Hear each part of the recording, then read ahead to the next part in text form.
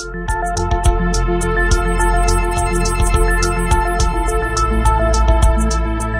we look a little more at the principles of the Illuminati, we'll see them as a continuation of the Jesuit order. For example, Adam Weishaupt wrote, "If in order to destroy all Christianity, all religion, we have pretended to have the sole true religion, remember that the end justifies the means. Those which we have taken to deliver you, those which we have taken to deliver one day the human race from all religion, are nothing else than a pious fraud which we reserve to unveil one day in the grade of Magus or philosopher illuminated." Once again we see that phrase, "the end justifies the means." Everything and anything could be perpetrated by an Illuminist as long as the end result was the right one, the advancement of a new type of society.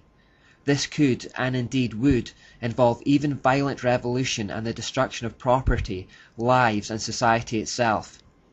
One of the mottos of the Illuminati was, "Order out of chaos." The idea was that they'd introduce chaos in the forms of wars, fighting, and distrust, and then having created it in the first place, step in to offer their own self-serving solutions which people would clamber to accept. Using the fifth column, a network of spies would be integrated into society to do the job. In these respects, there was virtually no difference between the Jesuit order that Weishaupt had come from and his new society. The only real difference was that the Jesuits had claimed to be a religious order, while the Illuminati conducted their efforts in a deistic or secular guise. We see in the Illuminati the trademark thirst for control that suggests Ashura's presence. The Illuminati didn't care whether people agreed to be ruled by them or not.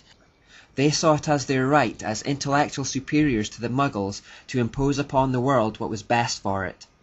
The Illuminati were, and still are, a people who despise legitimate authority and work tirelessly to usurp it. When they are in a position of weakness, they work towards that end through subterfuge, deception, and lies.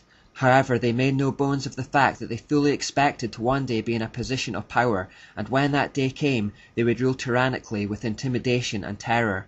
Their ultimate aim was complete control, and they would go to any lengths to attain it. The whole order works within the trademark hierarchy system as well. Some quotes. "The first duty of the reader of this synopsis is to obey the edicts of his Grand Lodge. Right or wrong, his very existence as a Mason hangs upon obedience to the powers immediately set above him. Failure in this must infallibly bring down expulsion, which, as a Masonic death, ends all. The one unpardonable crime in a Mason is contumacy or disobedience. The first duty of every Mason is to obey the mandate of the Master. The order must at once be obeyed. Its character and its consequences may be matters of subsequent inquiry. The Masonic rule of obedience is like the nautical imperative. Obey orders even if you break owners." Again, just like the Jesuits, right or wrong is unimportant compared to slavish obedience to the hierarchy. Combined with the end justifies the means, there are no moral barriers left between people and the darkest depths of depravity. Superiors would command inferiors to commit a crime, and then, having done it, superiors could blackmail them by threatening to expose their actions. The Jesuits also used confessional booths to blackmail and control kings and queens in this manner. According to a joint deposition signed by Professor Renner and his 3 colleagues, the object of the first degrees of Illuminism was to train the adepts in the system of espionage. Once the member had so committed himself to such nefarious acts of espionage, treason, or other treacherous enterprises, he remained in a state of perpetual dread, fearing his superiors might at some time reveal the criminal activity. Remember how the Jesuits had various methods of suppressing their conscience and avoiding justice that mainly centered on lying, deception of self and others. This also continues in the Illuminati. "You must conceal all the crimes of your brother Masons, except murder and treason, and these only at your own option. And should you be summoned as a witness against a brother Mason, be always sure to shield him. Prevaricate, don't tell the whole truth in his case, keep his secrets, forget the most important points.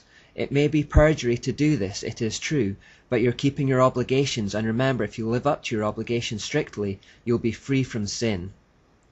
As for the Ashura or Jezebel trait of intimidation, when a brother reveals any of our great secrets, whenever, for instance, he tells anything about Boaz or Tubal-Cain or Jachin or that awful Mahabone, or even whenever a minister prays in the name of Christ in any of our assemblies, you must always hold yourself in readiness, if called upon, to cut his throat from ear to ear, pull out his tongue by the roots, and bury his body at the bottom of some lake or pond. Of course, all this must be done in secret, as it was in the case of that notorious man Morgan, for both law and civilization are opposed to such barbarous crimes. But then, you know you must live up to your obligation, and so long as you have sworn to do it, by being very strict and obedient in the matter, you'll be free from sin.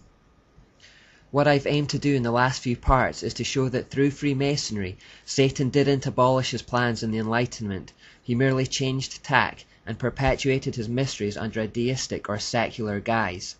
The words of Weishaupt explaining the purpose of his order give it away.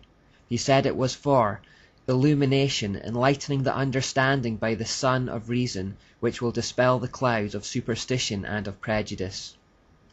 We haven't seen language like that for a while, but the source of this enlightened understanding is the sun, and we know that the sun represents Baal. So the usual themes are all here: deception, control, total obedience to the hierarchy, and esoteric knowledge from the sun. In order to conceal the true meaning and nature of their society, Freemasons, like all occultists, make frequent use of symbols to communicate hidden ideas in plain sight. Having come this far in our study, we should now be equipped to decode these symbols when we see them, and so that's what we'll look at next.